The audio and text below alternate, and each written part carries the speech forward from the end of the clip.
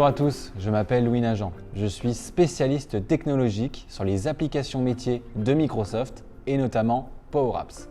Et aujourd'hui, nous allons voir ensemble comment développer des applications Power Apps accessibles.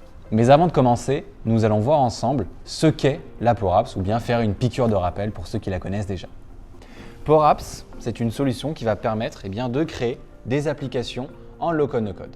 Ce qui va permettre de mettre à disposition et de déployer des applications sans passer par du développement traditionnel, ce qui va permettre d'avoir une grande agilité et une incroyable rapidité sur le déploiement ainsi que la mise à disposition de ces applications métiers.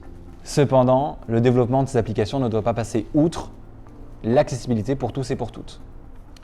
Au-delà de l'intégration native avec des lecteurs d'écran comme Narrator ou JAWS, la Power App met à disposition pour les créateurs d'applications des outils clés en main pour permettre le développement d'applications accessibles pour tous et pour toutes. Et nous allons voir aujourd'hui comment.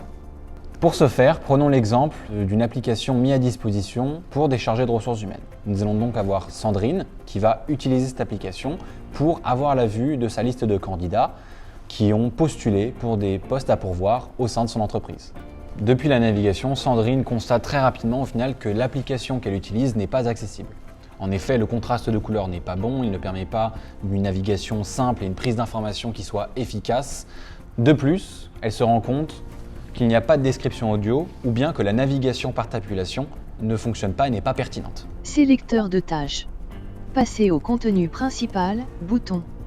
Ce qui est un véritable point négatif pour des personnes en situation de handicap qui souhaiteraient utiliser cette application. Face à ce constat, elle contacte directement le créateur de l'application pour l'alarmer à ce sujet. Alain, notre développeur d'application, depuis le vérificateur d'accessibilité, va justement effectuer les actions qui vont permettre de rendre son application la plus accessible possible. Il va ainsi suivre les différentes recommandations du vérificateur d'accessibilité, comme par exemple les étiquettes accessibles manquantes. Si par exemple mon icône qui était sélectionnée de tri, je souhaite lui attribuer un attribut permettant à une personne en situation de handicap d'avoir une description de l'action qui va être effectuée par l'icône. Là par exemple sur cette icône de tri, je souhaite indiquer que ça va me permettre de trier la liste de mes candidats. Il va donc pouvoir effectuer ces actions sur les différentes étiquettes avec un label d'accessibilité manquant. Et par la suite procéder cette fois-ci à la navigation par tabulation. Ici, il va par exemple pouvoir indiquer si un onglet ou bien un bouton doit être accessible par navigation par tabulation. En indiquant par exemple ici par l'indicateur de tab index qu'on passe d'une valeur de -1 à 0, notre icône de sortie d'application par exemple va être sélectionnable par navigation via tabulation. Par la suite, il va suivre les conseils du vérificateur d'accessibilité pour indiquer et modifier le nom de ses écrans. Aujourd'hui, il s'appelle Screen 1, Screen 2, Screen 3.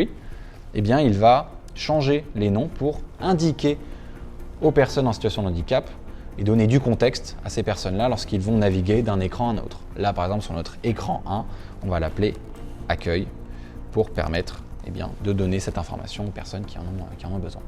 Et enfin, il va retravailler le contraste ainsi que la taille des polices pour permettre une navigation plus claire et plus simple au niveau de son application. Quelques heures passent, Alain a terminé les modifications au niveau de son application et il va donc pouvoir publier celle-ci, ce qui va permettre de remplacer la première version de l'application qui n'est pas accessible. Sandrine est notifiée et se rend compte que son application est beaucoup plus accessible. En effet, le contraste de couleurs et la taille de police permet à une personne en situation de handicap de naviguer beaucoup plus simplement et prendre de l'information aussi beaucoup plus rapidement au niveau de l'application.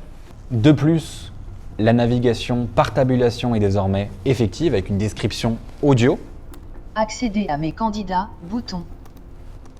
Liste des candidats. Nombre d'éléments dans liste des candidats, 7. Accéder à la fiche candidat de Dupont-Jean, bouton. Nom et prénom du candidat, modifié, Dupont-Jean. Numérisation désactivée, Dupont-Jean sélectionné. Adresse email du candidat, modifié, jeandupont@gmail.com. jeandupont@gmail.com sélectionné.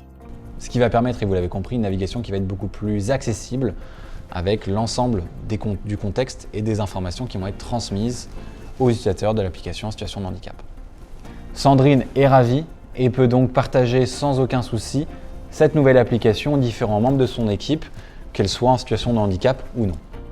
La démonstration est maintenant terminée. J'espère que celle-ci était la plus pertinente possible au niveau des outils clés en main que met à disposition PowerApp via son studio. Si vous avez la moindre question sur l'accessibilité au niveau du développement d'applications PowerApp, n'hésitez pas à vous rendre sur la documentation de Microsoft où nous avons une rubrique dédiée sur la mise en place d'une application accessible pour tous et pour toutes. Merci.